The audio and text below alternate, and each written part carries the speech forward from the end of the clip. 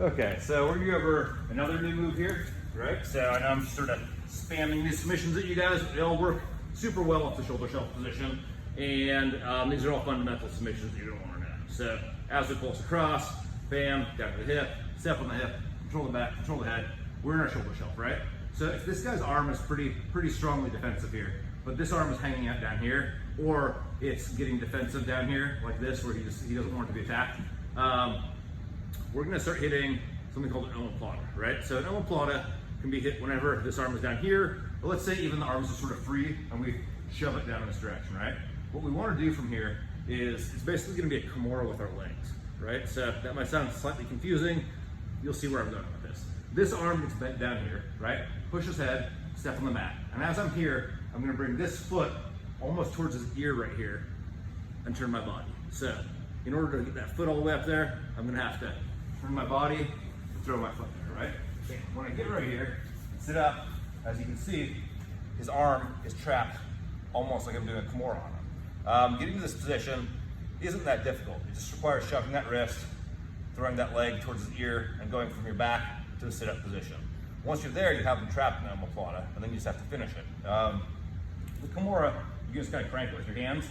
When you're finishing the omoplata with your legs, it's slightly different. So you want your hips to push forward, because his wrist is trapped on my hip. It's not trapped in my body, it's not trapped in my legs, it's trapped in my hip. So when I finish it, I want to ride my weight in his body over here, and I want to start to scoot out and bring my legs back into almost a sitting position. And from here, I'm going to start sitting up towards my knees, bringing my hips forward, and that's where we're going to attack, right? So a lot of people have an issue here because they'll get here and they'll lean forward, and like your body is not what's pushing his hip, or your body's not what's pushing his wrist.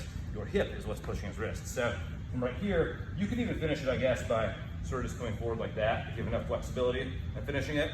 But the highest percentage way you're going to come forward to finish it is going to be come across the body, bring your foot back, start putting your hips forward.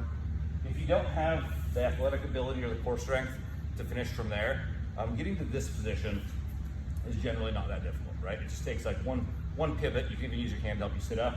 If you get here, as long as your arm is around the guy's body, if you can grab his wrist and shove it, you can finish it in almost like a false Kimura fashion from right there, right?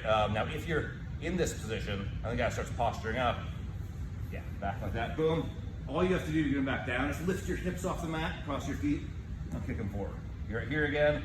You might be in really bad shape. You might not be able to move your legs with flexibility issues or with just like weight issues to the side.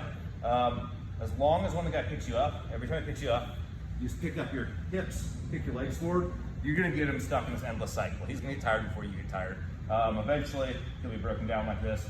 You can just grab the wrist and finish it with the false Kimura if you want to.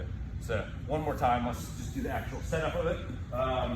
None of these movements are terribly difficult once you get them down, but for some reason, sort of like the turning of your head from one direction to the other with the omoplata can tend to be a little bit confusing for people. So let's just start with the shoulder shelf right here. Boom, right, we're here.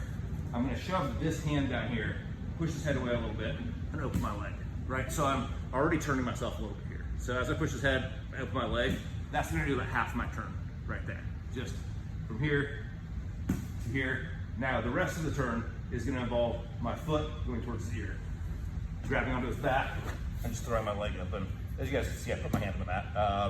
I have a strong core, but it's not the world's strongest core. I don't do those outdoor workouts or anything where I'm doing like tons of plyometrics. So yeah, absolutely use your hand, help yourself get up here, kick your feet forward. If you have the flexibility and the athleticism to bring your legs out to the side, boom, bring your hips forward, awesome. If you don't, you can stay right here, wrap your arm around him, go for the finish here. And again, if you're sort of stuck right here and the guy starts rocking you backwards, all you have to do is extend your legs, pick your hips up off the mat, kick them back forward. And he's just gonna keep on going to that downward position, and eventually you'll get your false Kimura by just pulling up on his sleeve, pushing on his wrist right there.